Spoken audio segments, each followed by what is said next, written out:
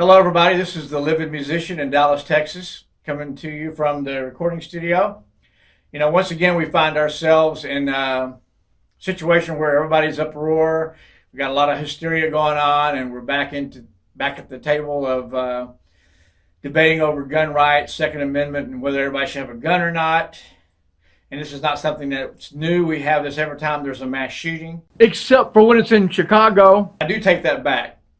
We didn't hear anything whenever the Republicans were attacked by a Bernie Sanders voter who really attempted to assassinate them while they were playing baseball. Wasn't really a whole lot of screaming for gun control or anything like that by the liberals or Jimmy Kimmel or Colbert, or they were probably too busy blowing each other. And also, we didn't hear anything from any of the anti-gun activist people. They were all being quiet when that happened because it was, of course, an attack on Republicans. And, of course, we've got to hear from the libtards, the media, the Democrats, everybody that's anti-gun. Every time this happens, they always raise up and start yelling and screaming.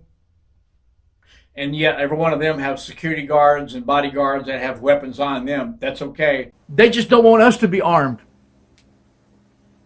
I've come up with a solution I think that we can use that everybody can adopt. It won't cost a dime. The Congress and the Senate won't have to vote on it, which they're useless anyway, so they're not going to get anything done. We've seen that in just the past 6 months. But this solution won't have to have any legislation passed, no laws passed. It's actually something that we, the people, can do on our own, and we don't need anyone's approval. This solution is cheap. Like I said again, it doesn't cost the taxpayer a dime, and it's really, really, really, really freaking easy. I want to explain a little bit further, so pay real close attention. Right here, this is my vehicle, my car, okay? And I drive this car. If I was to get into this car, excuse the blow dryer next door and the grass blow dryer.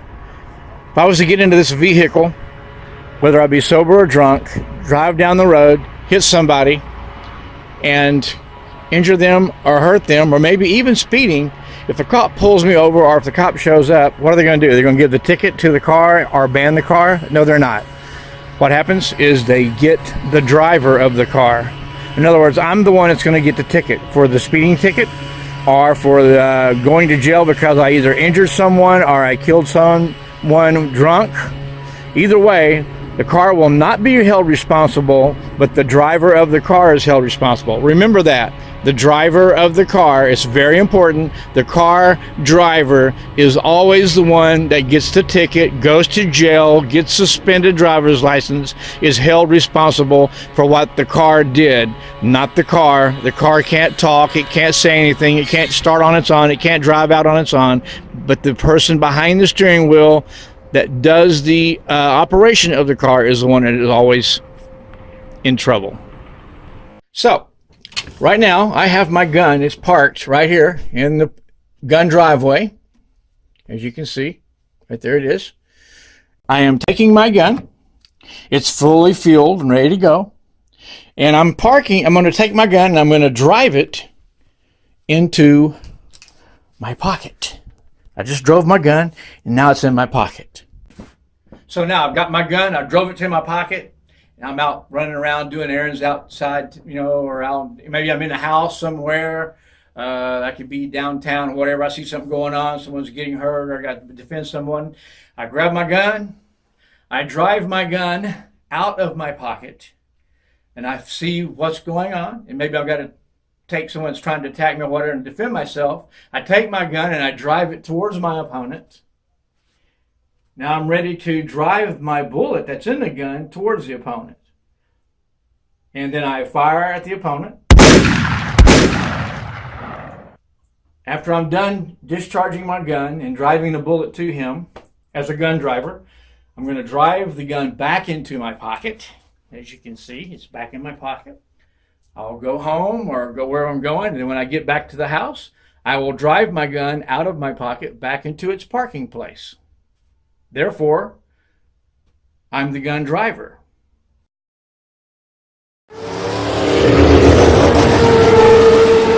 Some people text and gun drive.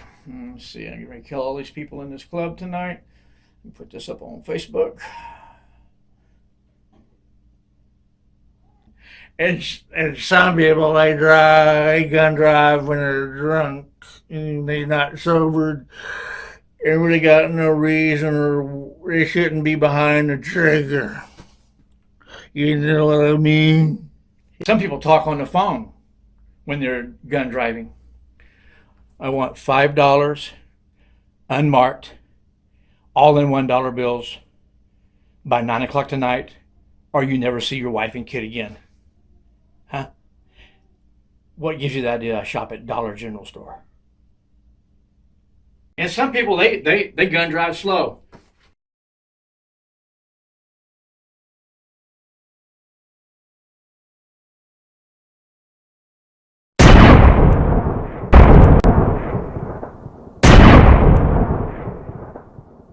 So this is a 100% fail-safe by we the people declaring ourselves, those that have guns, gun drivers. So no matter what happens, Republicans, Democrats, cops, no matter who it is, FBI, no matter who it is, when they go to the situation where someone's been hurt, injuries have happened, been killed, mass shootings, whatever it may be, they can always say, you know what? It's the gun, repeat after me, the gun driver's fault. So y'all, drive safe now, you hear?